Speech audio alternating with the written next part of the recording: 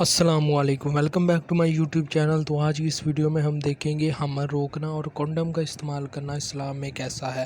تو آئیے ویڈیو کا آغاز کرتے ہیں۔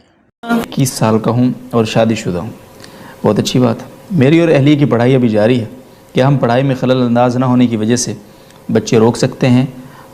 یہ سوال تو یہی ہے، آگے یہ پوچھتے ہیں یا وضع حمل کر سکتے ہیں، وہ تو شاید کرنی ہی چاہیے۔ شادی ہوئی اور پڑھائی کی وجہ سے حمل روکنا جائز ہے، کوئی گناہ نہیں ہے اس میں، لیکن پسندیدہ نہیں ہے۔ ٹھیک ہے، کیونکہ آپ ایک فائدے کو دیکھ رہے ہیں ابھی، ایجوکیشن کو، جبکہ شریعت دور تک دیکھتی ہے، اجتماعی مفاد بھی دیکھتی ہے اور آپ کے بھی۔ جی، عورت کو ایجوکیشن کی بھی بہت ضرورت ہے، میں مانتا ہوں، لیکن اتنی نہیں جتنی اس کو اولاد کی ضرورت ہے۔ جی، اگر لیٹ اولاد ہوگی تو اس میں دو نقصان ہیں۔ ایک تو یہ کہ بعض دفعہ ہوتی نہیں ہے، یہ اپنے اختیار میں نہیں ہے کہ جب چاہیں آپ اولاد پیدا کریں۔ سب سے بڑی بھول آپ کی یہ ہے۔ بالکل۔ ایسے ہم جوڑوں کو جانتے ہیں جنہوں نے ابتدا میں حمل روکا، بعد میں ان کی بہت خواہش ہوئی اولاد ہو مگر نہیں ہوئی، تو یہ بہت بڑی غلطی ہوتی ہے۔ ہم یہ سمجھ رہے ہوتے ہیں کہ ہم جب چاہیں گے ہو جائے گی۔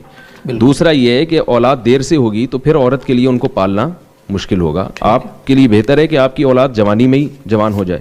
اور تیسری بات یہ کہ حمل یا پریگنینسی تعلیم میں رکاوٹ نہیں ہے۔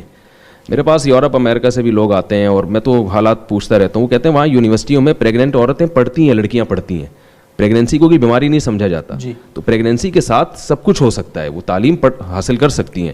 ہاں، وقتی طور پر چند دنوں کے لیے طبیعت خراب ہوتی ہے تو وہ تو ویسے ہی نارمل آدمی کی ہو جاتی ہے۔ اور عجیب بات یہ ہے کہ میڈیکل سائنس ہی کہتی ہے کہ پریگنینسی کے دوران عورت بہت ساری بیماریوں سے یعنی بچ جاتی ہے۔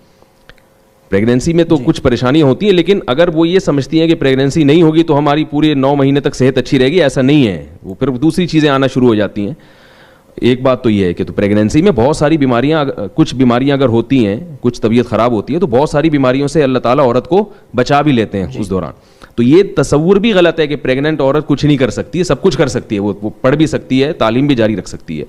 اور دوسری بات ایک یہ بھی ہے کہ پریگننسی روکنے کے لیے جو گولیاں کھائی جاتی ہیں وہ تو بہت ہی خطرناک ہیں۔ ابھی کینسر کے اسپیشلسٹ تھے، کچھ دن پہلے میری ان سے ملاقات ہوئی، تو میں نے ان سے پوچھا کہ آپ کے پاس جو کینسر کے پیشنٹ آتے ہیں اس میں کیوں وجوہات کیا ہیں؟ تو انہوں نے بتایا کہ خواتین میں جو کینسر کی پیشنٹ ہیں نا، ان میں زیادہ تر وہ ہیں جو حمل روکنے کی گولیاں کھاتی ہیں۔